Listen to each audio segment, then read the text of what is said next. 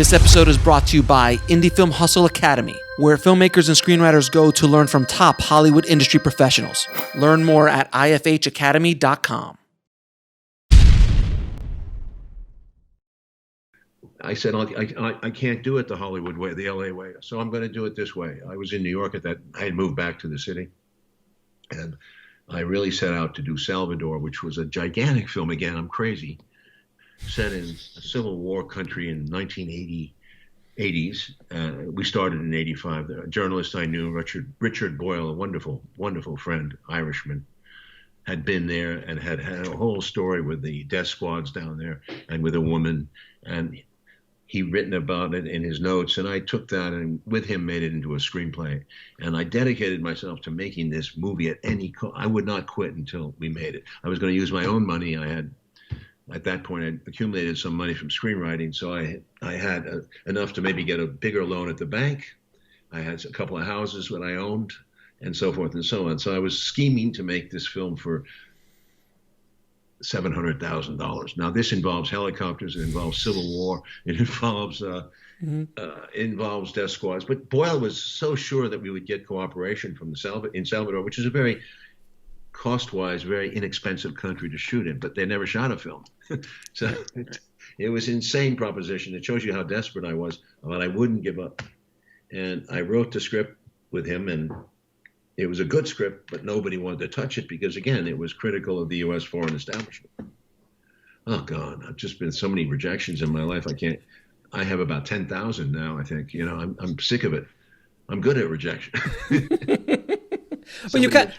Something of mine the other day, important to me, and I kind of shrugged. It just doesn't end, rejection. I mean, I think that's the best advice I can give. John Daly was introduced to me as an English independent film. He'd just come to Hollywood. He was making his first steps.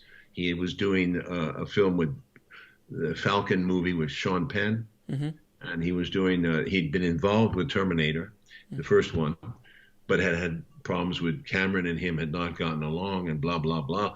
And also he was involved with... so many. It's hard to keep track. He was he'd done a nice job with the Gene Hackman movie. Yes. Gene Hackman with the basketball movie. The Hoosiers. Hoosiers. I love that movie. And so he was trying to make good films. He had some taste.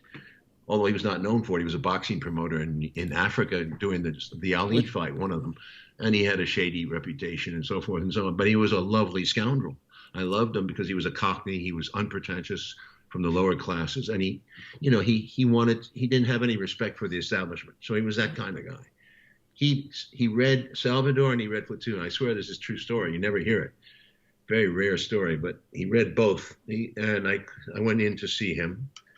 By the way, I met him through Gerald Green, those people who care. Gerald Green was another character. They were both kind of con men, but they were nice. They were good guys, but they were scraping by. And I sat in that meeting, and John said to me, God, bloody hell, good scripts, both of them. Which one do you want to do first, Oliver? That's a piece of, it's a classic dialogue because you just never hear that shit. Never. No one says yes like that. No one says, they all say maybe and then they forget it. Or they all say no, but they don't really know what they're talking about. So anyway, I said, I want to do Salvador because it's fresh, it's new, and I'm not going to do Platoon because I almost made it 3 times and it got destroyed on the way. It never get made. It's a fucking cursed film. So here, Salvador. So I started on Salvador, and he actually helped me get it made. And there was some road. It's in the book. It doesn't end there. There was so many problems making that film. Jimmy Woods was great, but also an extremely prima donna, and at that time, and I've become great friends with him. But my God, he made the road. He was the star of the film, and anyway, we pulled it together with about $4 million, $3 million, and the money was always questionable. You never knew if it was going to show up the next day. That kind of movie. It was so pasted together, and you know what? It works. Go see it again, please do. It's a fantastic film. There's a rawness to it. It's so raw and it's so visceral. It is remarkable. All right, so then you do Salvador, and then I get that almost killed me. Right. You know, And then you just jump into another small movie. 90 speaking parts, Right. Civil War, helicopter battles, all kinds of shit, tank battles.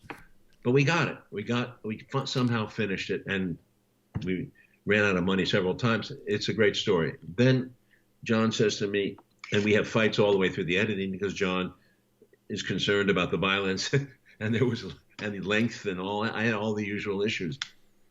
Big vision, 3 hours. I had to cut it down to 2 hours and 10. And the violence, oh God, they rejected it. Every fucking studio distributor in Hollywood rejected that movie. That was heartbreaking. It was good. It was a good movie, but too much violence, too much. At the time. Anyway, so what does Daly do? He says, fuck them. I'm going to make my own distribution company. And he did. He made this Hemdale distribution company, and he literally distributed the film himself in April of '86.